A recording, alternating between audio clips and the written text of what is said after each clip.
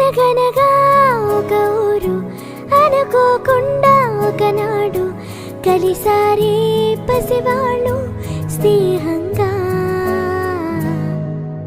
సంతోషమంతా రెక్కలుగా రివర్తో ఎగిరే పక్షులుగా ఆకాశమంతా ఆటాడుకుంటూ ఉన్నారు సరదాగా.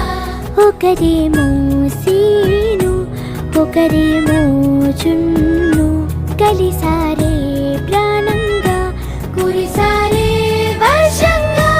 పాటేమో సీను ఆటేమో చున్ను ఒకటై ఎదిగారే మధురంగా.